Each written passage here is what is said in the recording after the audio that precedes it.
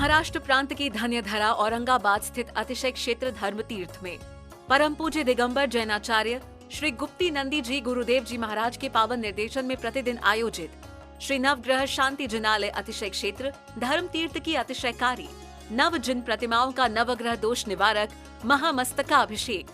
आप भी अपने नाम से निःशुल्क शांति धारा कराने हेतु धर्म तीर्थ जूम चैनल से प्रतिदिन जुड़िए और साथ ही प्राप्त करें गुरुवर का मंगल आशीर्वाद। एक दिन की महाशांति धारा 1100 रुपए, एक दिन का विधान 1200 रुपए, आहार दान 2100 रुपए, गौग्रास 1100 रुपए, गणधर प्रतिमा 31,000 रुपए, मंदिर निर्माण 1,11,111 रुपए एवं नव तीर्थंकरों के यक्ष यक्षिणी की एक एक प्रतिमाएं भी विराजमान करा सकते हैं। या इसके अलावा मंदिर निर्माण में मार्बल, लाइट, पंखा, वेदी, शिखर, महाद्वार, महाघंटा दान करके भी पुण्य के भागी बन सकते हैं। आप भी इन पुण्यशाली योजनाओं में अपना योगदान कर पुण्य के भागी बन सकते हैं। घर बैठे प्राप्त करें पुण्यार्जन करने का अवसर। दान राशि जमा कराने हेतु बैंक खाता विवरण निम्नवत है। Dharmaraj Shri Tapobhumi Digambar Jain trust, bank of Baroda, account number 0460000006425, IFSC code BARBOAURANG, branch Aurangabad main branch, HDFC bank, account number 50200066663742, IFSC code HDFC 0001453, branch Kalda corner, Chetna Nagar, Aurangabad. State bank of India, account number 407016613998, IFSC code SBIN 0011514, branch Garkheda, Aurangabad. अन्य अधिक जानकारी के लिए संपर्क करें 7888010087 या 8766068117। देखिए मस्तकाभिषेक व शांति धारा का प्रसारण प्रतिदिन सिर्फ पारस चैनल पर। सब जिनवर का चरित बताए, जय 24 नाथ बोलो, जय जय आदिनाथ बोलो, जय जय 24 नाथ बोलो, जय जय आदिनाथ, जय आदिनाथ बोलो, जय जय वृषभनाथ। बोलिए आदिनाथ भगवान की जय, 24 तीर्थंकर भगवान की जय, परम पूज्य आचार्य श्री गुप्ती नंदी जी गुरुदेव की जय, धर्म तीर्थ क्षेत्र की जय। नमोस्तु गुरुदेव, नमोस्तु, नमोस्तु आचार्य। धर्म स्नेही महान भवों, तीर्थंकर आदिनाथ भगवान का विशाल समोशरण लगा हुआ है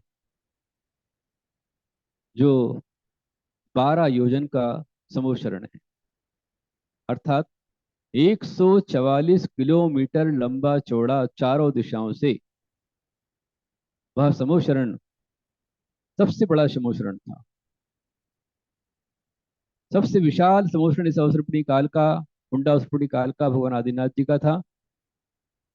और भरत चक्रवर्ती महाराज ने, जिनको एक साथ 3 सूचनाएं प्राप्त हुई थी, उन्होंने विचार किया कि भगवान का धर्म चक्र धर्म का फल है, पुत्र की प्राप्ति काम पुरुषार्थ का फल है, चक्र रत्न की प्राप्ति अर्थ पुरुषार्थ का फल है, और अर्थ और काम यदि सिद्ध होते हैं धर्म से होते, इसलिए पहले धर्म करने जाना चाहिए। तो उन्होंने पुत्र को शुभाशीष दिया और चक्र रत्न की पूजा नहीं की, पहले भगवान के समोशरण में गए और जाकर के वहां महापूजा की, उनका दर्शन प्राप्त किया और अपार भक्ति के साथ में उस केवल ज्ञान कल्याण के महोत्सव को सारे संसार ने मनाया।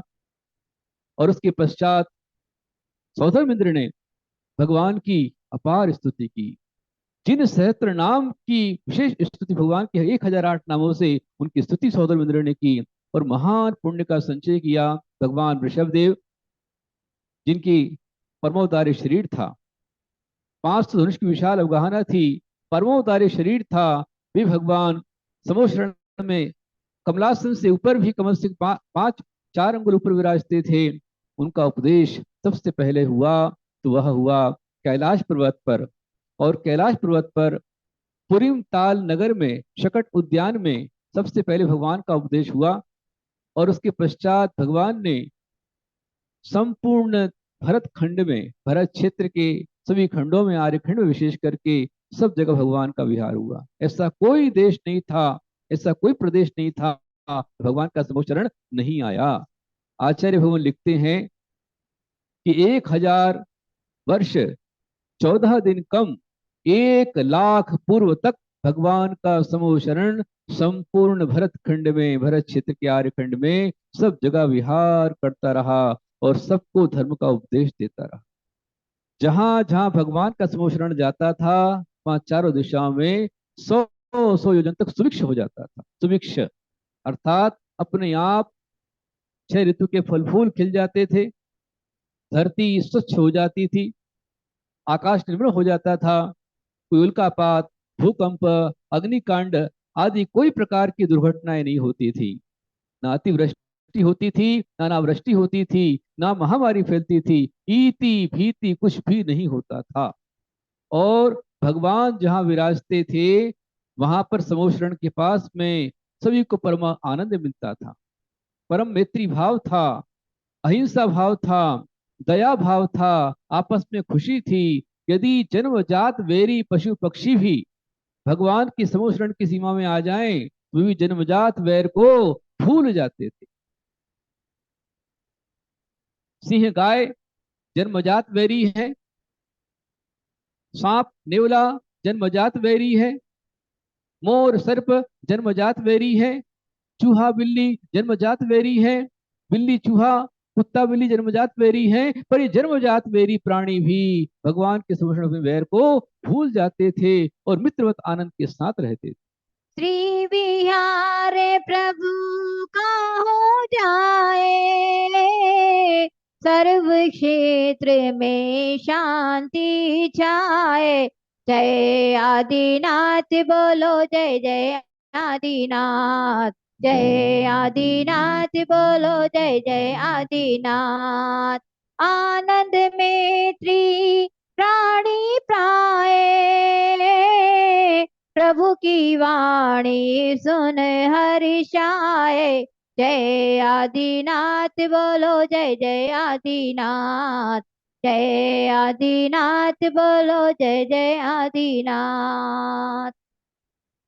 भगवान के समूह शरण में एक बार भरत चक्रवर्ती पहुंचे और कहा, प्रभु आपके आशीर्वाद से मैं ये जानता हूं कि मैंने पुण्य किया है इसलिए आपका पुत्र बना हूं, मेरे महान पुण्य का उदय है जो मैं आपका श्रोता बना हूं, चक्रवर्ती बना हूं। लेकिन हे प्रभु मुझे बड़ा दुख लगता है कि मेरे 923 पुत्र हैं, जब से जन्म लिया है आज तक कभी नहीं बोले। मेरे ऐसे कौन से पाप का उदय है, ऐसे कौन से पाप का इनका उदय है कि कभी बोलते नहीं हैं। भगवान आदिनाथ ने कहा, हे भरत ये तुम्हारे 923 पुत्र, इनके पाप का उदय नहीं है बल्कि महान पुण्य का उदय है, एकदम तीव्र पुण्य का उदय है। ये तुम्हारे 923 पुत्र अनादि काल से निगोद में थे और निगोद से निकलकर सीधे तुम्हारे पुत्र बने हैं। इसलिए जन्म से इनको जन्म से पूर्व जन्म के अनादि काल से बोलने के संस्कार नहीं थे, पर इन्हें जाति स्मरण हुआ है और ये अब तुम्हारे सामने बोलेंगे। 923 पुत्रों ने